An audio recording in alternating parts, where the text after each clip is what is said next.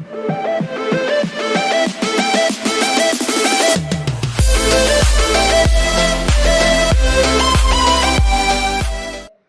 നമസ്കാരം. വായനോത്സവം പുസ്തക വായന രണ്ടാം ഭാഗത്തിലേക്ക് ഏവർക്കും സ്വാഗതം. ഒന്നാം ഭാഗത്തിൽ ആൻ ഫ്രാങ്കിന്റെ ഡയറി കുറിപ്പിലെ 11-12 പേജുകളാണ് നാം വായിച്ചത്. ഇന്ന് 13ാമത്തെ പേജിൽ തുടങ്ങാം. എൻ്റെ ഡാഡി അദ്ദേഹത്തിൻ്റെ 36ാമത്തെ വയസ്സിലാണ് 25-കാരിയായിരുന്ന എൻ്റെ മമ്മിയെ വിവാഹം കഴിച്ചത്. 1926 ഫ്രാങ്ക്ഫർട്ട് ഓൺ മെയിനിൽ വെച്ച് എൻ്റെ ചേച്ചി മാർഗോട്ട് ജനിച്ചു. 1929 ജൂൺ 12-നാണ് ഞാൻ ജനിച്ചത്.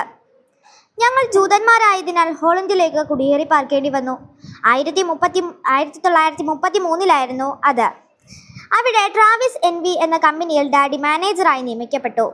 അതേ കെട്ടിടത്തിൽ തന്നെ പ്രവർത്തിച്ചിരുന്ന ട്രാവിസ് NVയുമായി ഉറ്റ ബന്ധമുണ്ടായിരുന്നു.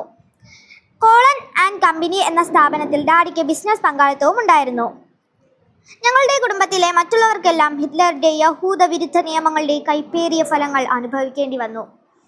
1938 ജൂതന്മാരുടെ നേർക്കുണ്ടായ സംഘടിതമായ ആക്രമണങ്ങൾക്കു ശേഷം എൻ്റെ 2 അമ്മാവന്മാർ അമേരിക്കയിലേക്ക് രക്ഷപ്പെട്ടു. 73 വയസ്സായ എൻ്റെ മുത്തശ്ശി ഞങ്ങളുടെ അടുത്തേക്ക് പോന്നു. 1940 മെയ് മാസത്തിന് ശേഷം ഞങ്ങളുടെ നല്ല കാലം അവസാനിച്ചു. ആദ്യം യുദ്ധം, പിന്നെ കീഴടങ്ങൾ, ഒടുവിൽ ജർമ്മൻകാരുടെ ആഗമനവും. അതോടെ ഞങ്ങൾ ജൂതന്മാരുടെ ദുരിതം ആരംഭിച്ചു. ഞങ്ങൾക്കെതിരെയുള്ള നിയമങ്ങൾ ഒന്നിനു പുറകെ ഒന്നായി വന്നു തുടങ്ങി.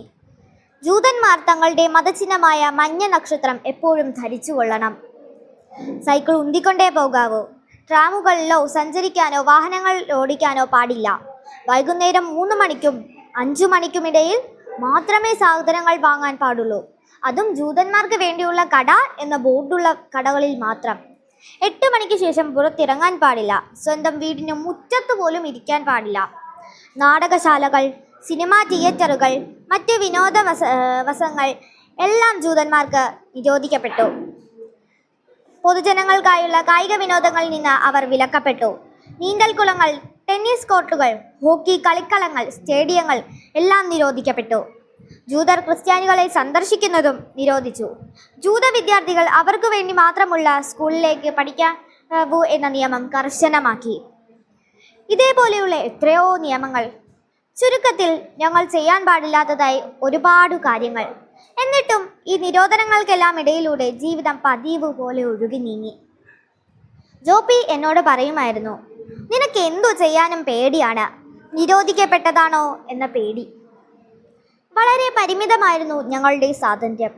എന്നാലും ഞങ്ങൾക്കത് സഹിക്കാൻ കഴിഞ്ഞു. 1942 ജനുവരിയിൽ എൻ്റെ മുത്തശ്ശി മരിച്ചു.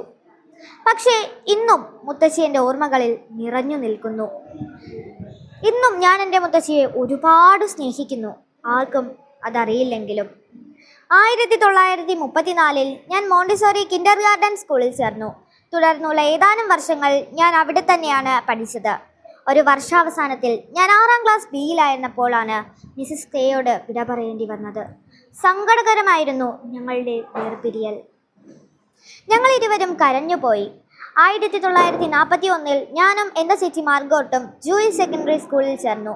ചേച്ചി സെക്കൻഡറി സ്കൂൾ 4ാം ഫോമിലും ഞാൻ 1ാം ഫോമിലും. ഇതുവരെ ഞങ്ങൾ 4 പേരുടെയും കാര്യങ്ങളൊന്നും കുഴപ്പമില്ലാതെ നടന്നു. ഇനി ഞാൻ എൻ്റെ വർത്തമാനകാലത്തെക്കുറിച്ച് എഴുതാം. ഇതോടുകൂടി പുസ്തക വായനയുടെ 2ാം ഭാഗം അവസാനിക്കുന്നു. നന്ദി.